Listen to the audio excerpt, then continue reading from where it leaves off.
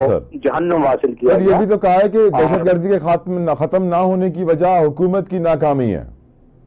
जी बिल्कुल, वो हुकूमत की नाकामी उस तरीके से है कि जो प्रोविंशियल गवर्नमेंट होती है उसको अपने प्रोविंस में लॉ एंड ऑर्डर की तो वो जिम्मेदार होती है, दो के इंसर्जेंसी एक बड़ी एक्टिव है जिसमें फौज इससे जबरदस्त में है, बट जो सूबाई हुकूमत का भी ये फर्ज बनता है कि वो तमाम वसाइल बुरुए कार ला के यकसू होके उस जो थ्रेट है उसका मुकाबला करे और लोगों को उसके लिए प्रिपेयर कराए। की जाए कि वो अपना एक और बयानिया बना के सियासत की तरफ ज्यादा राग़िब हो और जो इंटरनल ये थ्रेट्स हैं उससे सरफे नजर करे, तो ये बहुत खतरनाक रुझान है। तो इसलिए ये सूबाई हुकूमत का एक बड़ा इसका फर्ज बनता है कि उसको तमाम जो उसके इदारे हैं और तमाम वसाइल हैं उनको मुकम्मल एक कोहेसिव तरीके से बुरे कार ला के दहशतगर्दी से लड़े। बलूचिस्तान में उन्होंने निशानदेही की ये जो सेपरेटिस्ट वायलेंस है, अब उसकी जो अगराज व मकासद हैं उनके वो सबके सामने लाना जरूरी है, क्योंकि बलूचिस्तान और ये जो फितना खारिज की दहशतगर्दी है इसमें फर्क है। बलूचिस्तान में चूंकि सी पैक डेवलपमेंट जोरों पे थी, तो ये जो कुछ फोर्सेस हैं जो इनिमिगल हैं पाकिस्तान से, जो फॉरेन फंडिंग से चल रहे हैं, तो उसको फॉरेन फंडिंग का बड़ा अमल दखल है। ब्रिगेडियर साहब, आज DGISPR ने यह भी कहा कि बलूचिस्तान में एहसास महरूमी है क्योंकि बलूचिस्तान में तरक्याती काम नहीं हुए। अगेन हुकूमत की तरफ उन्होंने इशारा किया कि हुकूमत ने वहां डेवलपमेंट नहीं की है, जिसकी वजह से एहसास महरूमी है, जिस एहसास को फिर दुश्मन हमारे खिलाफ यूज करता है।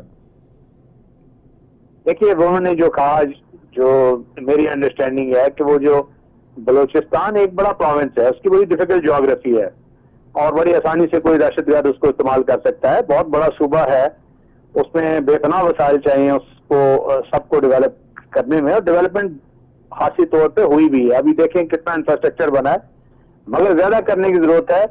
उन्होंने जिस चीज की निशानदेही की कि प्रॉबेबली वो जो एहसास महरूमी है उसको इस्तेमाल किया जा रहा है नेगेटिवली, वो इसलिए कि लोगों में वो समरात नहीं पहुंच पा रहे, क्योंकि वो जो पहुंचाने हैं वो तो उनके अपने सियासतदान है।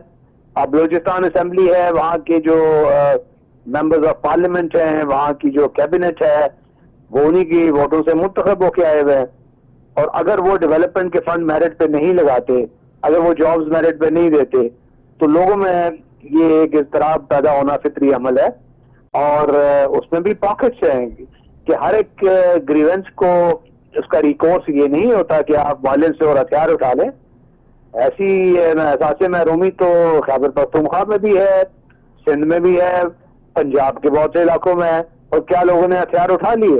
तो ऐसा नहीं है, ये एक सेगमेंट है जो एक विशेष आइडियोलॉजी पे चल रहा है, और ये चीज हमें समझनी चाहिए। और वो आइडियोलॉजी एक्सटर्नली इंस्पायर्ड है, और उसको आइडेंटिफाई करके जो वायलेंस कर रहे हैं उनसे लड़ना है, जो एहसास महरूमी का शिकार है उनका इजाला करना है।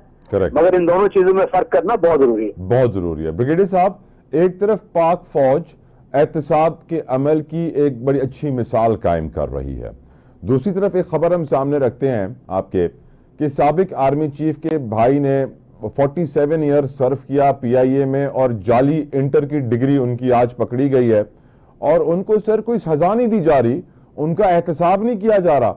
PIA ने उनको कहा कि बस आप अपना रेजिग्नेशन दे दें, आपने भले हमें 50 साल तक बेवकूफ बनाया, फिर भी हम आपको पेंशन भी देंगे और रिटायरमेंट के पर्क्स एंड प्रिविलेजेस भी देंगे। बात हो रही है सर जावेद इकबाल बाजवा की, जो कि भाई हैं साबिक आर्मी चीफ कमर जावेद बाजवा के। डू यू थिंक एहतसाब होना चाहिए अक्रॉस द बोर्ड सबका, हर इदारे में, जिस तरह आर्मी करती है, या फिर क्योंकि ये कमर जावेद बाजवा के भाई हैं तो इनको पर्क्स एंड प्रिविलेजेस चोरी पकड़े जाने के बाद भी मिलते रहेंगे? ब्रिगेडियर साहब, नहीं, मेरा नहीं ख्याल ऐसा होना चाहिए। एक क्रॉस द बोर्ड होना चाहिए, बिला तफरीक होना चाहिए, इसमें कोई रूल रियायत नहीं होना